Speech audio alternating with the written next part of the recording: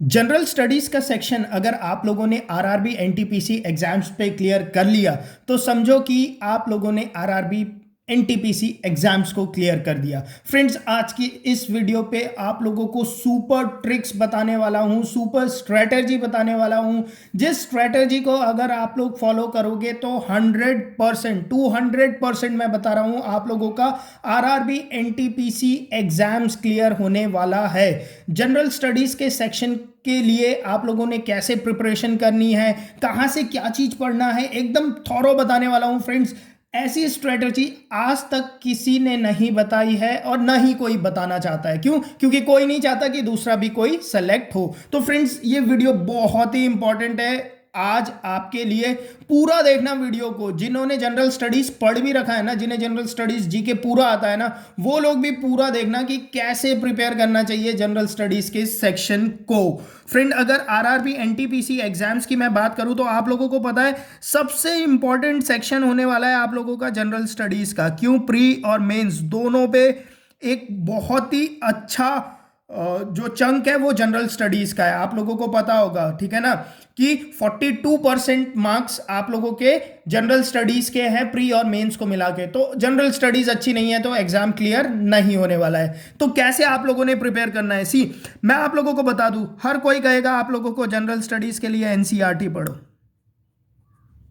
ठीक है? बिल्कुल मत पढ़ना फ्रेंड्स, बिल्कुल भी मत पढ़ना, ठीक है? जो पुरानी वाली एनसीईआरटीज चलती थी ना, वो एनसीईआरटीज बढ़िया थी, बट अभी जो एनसीईआरटी है वो आप लोगों के कॉम्पिटिटिव एग्जाम्स के हिसाब से नहीं बनी हुई है। पहली बात तो ये ध्यान रख लो, एनसीईआरटी नहीं पढ़नी है, ठीक है? हर कोई वही भेड़ चाल है मार्केट में, हर कोई कहेगा एनसीईआरटी उठाओ पढ़ लो, एनसीईआरटी उठाओ पढ़ लो। मैंने एनसीईआरटी उठाया, मैंने पढ़ा, एनसीईआरटी में कुछ है ही नहीं। पहले बहुत अच्छी थी, जो पुरानी एनसीईआरटीज थी वो बहुत अच्छी थी, बट अभी के एनसीईआरटी में कुछ है ही नहीं। तो कहां से पढ़े? फ्रेंड, मैं आप लोगों को बताता हूं, बुक बताता हूं, पूरी स्ट्रेटेजी बताता हूं, लास्ट तक सुनना बस वीडियो को। सी, एनसीईआरटी के बदले आप लोगों के पास यहां पर दो सब्सटीट्यूट है। एनसीईआरटी के बदले आप लोगों के पास दो सब्सटीट्यूट है। पहला सब्सटीट्यूट है NIOS, national institute of open schooling. दूसरा है आप लोगों के पास तमिलनाडु एनसीईआरटी। ये दोनों आप लोगों को फ्रीली अवेलेबल है इंटरनेट पे, ठीक है ना? एनआईओएस के भी पीडीएफ आप लोगों के पास अवेलेबल है। तमिलनाडु एनसीईआरटी के वेबसाइट पे जाओगे तो वहां भी आप लोगों को सारी बुक्स अवेलेबल है। और मैं बता दूं, अगर तमिलनाडु एनसीईआरटी बुक्स तो इतनी अच्छी है ना कि इसके 11-12 क्लास के अगर बुक्स पढ़ लोगे ना, एक बार पढ़ के देखना तभी पता चलेगा, ठीक है? वीडियो देखकर ये बैठ मत जाना क्या बोल दिया फालतू की बात सोच के। पढ़ के जब तक नहीं देखोगे तब तक कुछ नहीं पता चलेगा, ठीक है ना? अब पढ़ाई कैसे करनी है, क्या स्ट्रेटेजी फॉलो होनी है, कैसे एग्जाम को क्लियर करना है, उसे सुनना आप लोग ध्यान से। सी, अब इन दोनों में से कौन सी बुक फॉलो करो, जो बुक फॉलो करना है कर लो, ठीक है? प्रेफरेंस ये देना कि आप लोग तमिलनाडु एनसीईआरटी से पढ़ो, ठीक है? या एनआईओएस से भी पढ़ लो, किसी से भी पढ़ लो गाइस, ठीक है? दोनों अच्छी है। अब सर्च कैसे करना है, आप लोग गूगल में लिखोगे ना तमिलनाडु एनसीईआरटी तो वेबसाइट्स मिल जाएंगी। उस वेबसाइट्स के अंदर जाओगे तो क्लास वाइज आप लोगों को सारी बुक्स अवेलेबल होगी। इंग्लिश पे भी बुक्स अवेलेबल है तो आप लोग इंग्लिश वाला डाउनलोड कर लेना। अब सी, एक बार आप लोगों ने सपोज करो तमिलनाडु एनसीईआरटी के बुक पढ़ लिए, अब क्या करना है आप लोगों ने? सी, अब मैं यहां पर आप लोगों को एक बात बता दूं, जो आरआरबी एनटीपीसी और ग्रुप डी के एग्जाम्स होते हैं ये फैक्ट बेस्ड एग्जाम होते हैं, ठीक है? मतलब फैक्चुअल क्वेश्चन ज्यादा पूछे जाते हैं। अब उन फैक्ट बेस्ड क्वेश्चन को पढ़ने के लिए पहले तो हम लोगों को थ्योरी क्लियर होनी चाहिए, ठीक है ना? कुछ भी चीज पढ़ने के लिए फर्स्ट चीज क्या है कि थ्योरी क्लियर होनी चाहिए। मैं साइंस का कोई टॉपिक उठाऊं और अगर मैं बोलूं आप लोगों को मनोहर पांडे पढ़ लो, लूसेंट पढ़ लो, गाइस समझ में आएगा ही नहीं। क्यों? क्योंकि पता ही नहीं है कंसेप्ट। थोड़े कंसेप्ट्स तो पता हो ना, तो वो कंसेप्ट्स आप लोग अपने क्लियर करोगे 8, 9, 10th की बुक से। अब चैप्टर कौन से बुक से कहां से है ये आप लोगों को खुद सर्च करना है, ठीक है? 8, 9, 10th के सारे आप लोग बुक डाउनलोड कर लेना। उसके बाद एक कॉपी में फटाफट लिख लेना कौन सा चैप्टर कहां पर है, ठीक है? उसके बाद सपोज करो अब मुझे एक पर्टिकुलर चैप्टर पढ़ना है, से ज्योग्राफी का मुझे एक चैप्टर पढ़ना है, रिवर सिस्टम, ड्रेनेज सिस्टम पढ़ना है। तो गाइज अगर आप लोग ड्रेनेज सिस्टम के लिए सीधा लूसेंट या मनोहर पांडे उठाओगे ना कुछ हवा, मतलब पता ही नहीं चलेगा हुआ क्या। पहली बात तो फिगर है नहीं, फिगर से ही सब चीज समझ में आता है। दूसरी बात सीधा एक लिख दिया गया है और 50 नदी के नाम लिख दिए गए हैं, वैसे थोड़ी याद होता है यार। आप लोगों को एक सीक्वेंस तो पता होना चाहिए प्रॉपर, तो वो प्रॉपर आप लोग यहां से पढ़ोगे। 8 9 10th से आप लोगों को 8 9 10th पे कहीं ना कहीं पर drainage system, Indian river system मिल ही जाएगा। कितने पेज का चैप्टर होता है? 10 पेज का चैप्टर होता है, ठीक है। सिर्फ पढ़ना है, मैंने बोला है ना, रटना नहीं है। मैंने बोला है यहां से आप लोगों को पढ़ना है। पढ़ने में कितना टाइम लगता है? 10 पेज को आपको पढ़ने में से 20 मिनट लग गए। कितने मिनट लग गए? 20 मिनट लग गए। तो 20 मिनट पे आप लोगों ने सपोज करो एक ड्रेनेज सेप्टर, ड्रेनेज सिस्टम को पूरा पढ़ लिया, ठीक है। उसके बाद अब आओ आप अपने किस पे, लूसेंट या मनोहर पांडे पे, ठीक है। अब आओ आप लूसेंट या मनोहर पांडे पे। अब लूसेंट और मनोहर पांडे से अब आप लोग उस चैप्टर को पढ़ो। अब क्या पढ़ो? उस चैप्टर को पढ़ो। अब जब आप उस चैप्टर को पढ़ोगे ना, तो अब आप लोगों को क्लैरिटी बननी शुरू होगी, ठीक है। अब आप लोगों को क्या होगी? चैप्टर की क्लैरिटी बननी शुरू होगी कि अच्छा ये रिवर थी, ऐसे लिखा था, वहां पर ऐसे लिखा था, तो हाँ, पूरा एक पिक्चराइजेशन होना शुरू हो जाएगा। अब कंसेप्ट समझ में आने लगेंगे। वहां से आप लोग क्या कर लो? अपने नोट्स बना लो। अभी और बताऊंगा पूरी प्रॉपर स्ट्रेटेजी क्या होनी चाहिए। वहां से आप अपने नोट्स बना लो। तो अब आप लोगों के पास नोट्स बन गए। अब नोट्स कैसे होने चाहिए? अगर आप लोग मेरे चैनल को फॉलो करते हो तो कल मैंने आप लोगों को सोलर सिस्टम पढ़ाया था ना, सोलर सिस्टम, जिन लोगों ने देखा था वीडियोस। सोलर सिस्टम मैंने कैसे पढ़ाया था? आधे घंटे में पूरा सोलर सिस्टम आप लोगों को कंप्लीटली थॉरोली पढ़ा दिया था, और ऐसे पढ़ाया था कि कोई भी क्वेश्चन मिस नहीं होगा, ठीक है। क्यों? क्योंकि मैंने सारे बुक्स को सामने रख के सारे बुक्स को क्रॉस चेक करके आप लोगों को पढ़ाया था, ठीक है। तो वैसे फिर आप लोग लूसेंट और मनोहर पांडे से नोट्स बना लो। दोनों बुक को खोल के रखो सामने, दोनों बुक को, समझ रहे हो? लूसेंट भी खोलो, मनोहर पांडे भी खोलो। एक बार लूसेंट से पढ़ लिया, लिख लिया, दूसरी बार मनोहर पांडे से पढ़ लिया, लिख लिया, तो क्या हो जाएंगे आप लोगों के? दोनों बुक कवर हो गए, दोनों बुक। क्योंकि ओवरलैपिंग कितनी है? 90% तो ओवरलैपिंग है, 90% ओवरलैपिंग है दोनों बुक पे। बट 10% से ओवरलैपिंग नहीं है, तो आप लोगों का वो 10% भी यहां पर कवर हो जाएगा, समझ रहे हो ना? ठीक है। तो आप लोग ये कह सकते हो कि हाँ, मैंने लूसेंट और मनोहर पांडे दोनों बुक पढ़ी है, नोट्स बना लिया, प्रॉपर बना लिया। पहले तमिलनाडु के एनसीईआरटी से पढ़ा 8 9 10 पे, जहां पर भी वो चैप्टर था। उसके बाद लूसेंट और मनोहर पांडे को पढ़ के अपना एक थॉरो नोट्स बना लिया। जब तक नोट्स हाथ से नहीं लिखोगे तब तक चीजें याद नहीं होंगी। लिखना है, लिखना है, ठीक है। अब नोट्स बन गए, चैप्टर खत्म हो गया बोलते हो? नहीं, यहां पर चैप्टर खत्म नहीं होता आप लोगों का। अब एक बहुत इंपॉर्टेंट काम आप लोगों को करना है।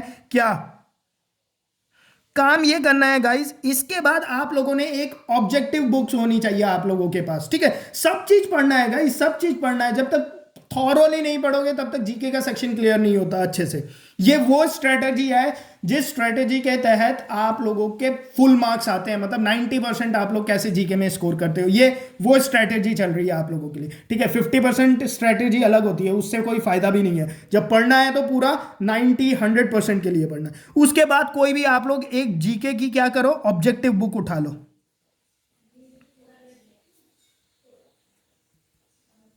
क्या करो? जीके की कोई ऑब्जेक्टिव बुक उठा लो, ठीक है। लूसेंट की आती है बुक, वही उठा लो चलो, या कोई भी ऑब्जेक्टिव बुक, कोई थर्ड राइटर की उठा लो। लूसेंट की नहीं उठानी है तो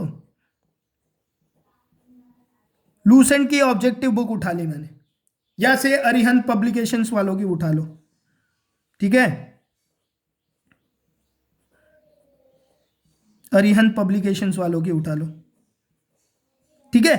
क्लियर? अब क्या करना है आप लोगों ने? अब जैसे मैंने पहले थ्योरी पढ़ा, उसके बाद लूसेंट और मनोहर से मैंने इंपॉर्टेंट फैक्ट्स को नोट्स में बनाए, उसके बाद मैंने ऑब्जेक्टिव क्वेश्चंस पढ़े, ठीक है। अब ऑब्जेक्टिव क्वेश्चंस मैंने लूसेंट और अरिहंत पब्लिकेशन से अपने लिए कंप्लीट कर लिए।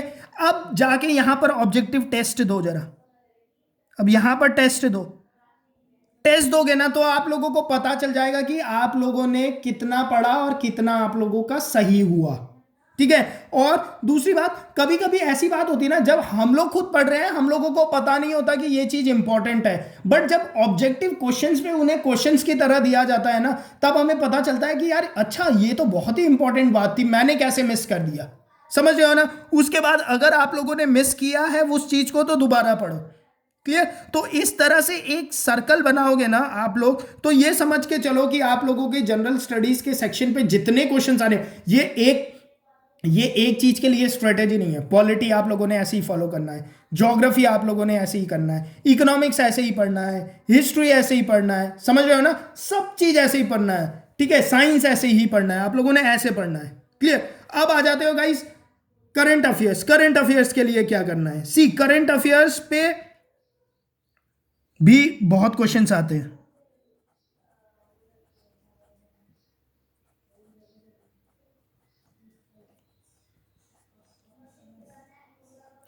करंट अफेयर्स में फ्रेंड्स आप लोगों ने इंपॉर्टेंट करंट अफेयर्स पढ़ने हैं, ठीक है ना? अब अभी जो मैं देख रहा हूं यूट्यूब के चैनल पे जो करंट अफेयर्स दे रहे हैं लोग, वो फालतू के करंट अफेयर्स है। बस टाइम को स्ट्रेच करने के लिए करंट अफेयर्स बनाया जा रहा है, ठीक है ना? अब उन्हें क्या है, उन्हें 15 क्वेश्चन चाहिए, उन्हें 15 मिनट का एक वीडियो बनाना है, ठीक है ना? बट वो 15 क्वेश्चन में से कितने क्वेश्चन इंपॉर्टेंट है करंट अफेयर के लिए? कभी कभी तो ऐसा होता है एक क्वेश्चन इंपॉर्टेंट होता है, कभी 2 इंपॉर्टेंट होते हैं, कभी 3 इंपॉर्टेंट होते हैं, ठीक है? 4-5 से ज्यादा तो किसी दिन पे इंपॉर्टेंट करंट अफेयर्स हो ही नहीं सकते। 5 से ज्यादा पॉसिबल ही नहीं है, पॉसिबल ही नहीं है 5 से ज्यादा। तो आप जब उस करंट अफेयर्स को, जिसे भी आप लोग फॉलो करते हो, ठीक है, उनके इंपॉर्टेंट करंट अफेयर्स ही लिखा करो, वो फालतू के करंट अफेयर्स मत लिखा करो, ठीक है ना? फैक्ट, करंट अफेयर्स का मतलब करंट अफेयर्स होता है यार। सरकार जो एजेंसी आप लोगों की एग्जाम्स बनाने वाली है ना, वो फालतू के क्वेश्चंस थोड़ी देगी आप लोगों को, ठीक है? क्लियर? तो इंपॉर्टेंट करंट अफेयर्स ही पढ़ना है आप लोगों ने। अब आ जाओ, दूसरा आ जाओ आप लोगों ने फैक्ट बेस्ड जीके। ये बहुत इंपॉर्टेंट है, फैक्ट बेस। फैक्ट बेस में गाइज आप लोगों का फर्स्ट इन इंडिया, ठीक है, कौन पहली औरत थी जो यहाँ जिसने ये किया था, कौन पहला आदमी था जिसने ये किया था, ठीक है, कौन से साइंटिस्ट ने इसकी डिस्कवरी की थी, इस टाइप के जो क्वेश्चंस होते हैं ना आप लोगों के फैक्ट बेस के, ये भी आप लोगों के बहुत ही इंपॉर्टेंट क्वेश्चंस होते हैं गाइज, ठीक है? अब इन क्वेश्चंस के लिए अगर मैं लूसेंट और मनोहर पांडे उठाऊं ना, तो वहां पे भंडार है, भंडार, लिटरली भंडार है, ठीक है? उतना याद नहीं किया जा सकता। बट इसके लिए मैं आप लोगों को बुक बता रहा हूं, मिसलीनियस जीके जिसे कहते हैं, उसे आप लोगों ने फॉलो करना है मेडिजी पब्लिकेशन से। फ्रेंड लोगों के पास होगा यार, आजकल तो फोटो मंगा लेना, जैसे भी कर लेना, उनसे रिक्वेस्ट करना, ज़्यादा नहीं है, 30-35 पेज ही है। 30-35 पेज तो जैसे भी आप लोग अगर खरीद सकते हो तो बुक ही खरीद लो, नहीं खरीद सकते हो तो जैसे भी एडजस्ट करो इसे, ठीक है? क्योंकि इस पे जो दिया गया है ना फैक्ट बेस, वो एक्चुअल फैक्ट बेस है गाइस, जो आप लोगों के एग्जाम्स पे पूछे जाते हैं जनरली। बाकी तो एकदम फालतू के भी दिए हुए हैं बहुत सारे बुक्स ने, ठीक है? तो इस तरह से आप लोगों ने अपने एग्जाम्स के लिए प्रिपेयर करना है। अगर ऐसे आप लोग प्रिपेयर करते हो ना, तभी जाके आप लोगों का एग्जाम पे सिलेक्शन 100% सिलेक्शन हो पाता है, 100% सिलेक्शन हो जाएगा, ठीक है ना? 100% सिलेक्शन हो जाएगा, मैं सीरियसली बता रहा हूँ। जो लोग इस स्ट्रेटजी को फॉलो करके ऐसे पढ़ लोगे ना, उन लोगों का 100% सिलेक्शन हो जाना है, ठीक है? क्लियर? तो कैसे पढ़ना है, क्या पढ़ना है, सब चीज मैंने बता दिया आप लोगों को। अगर कोई भी डाउट है तो नीचे कमेंट सेक्शन पे आप लोग लिख लीजिए, मैं वहां पर आप लोगों के जो भी डाउट्स होंगे उन डाउट को भी क्लियर कर दूंगा। फ्रेंड्स, अगर वीडियो पसंद आई है ना, तो वीडियो को लाइक पक्का से करना, और चैनल अभी तक सब्सक्राइब नहीं किया है तो चैनल को सब्सक्राइब करके बेल आइकन पक्का से दबा देना, ताकि ऐसे ही वीडियो के इंपॉर्टेंट नोटिफिकेशंस आप लोगों को मिलते रहे। धन्यवाद फ्रेंड्स।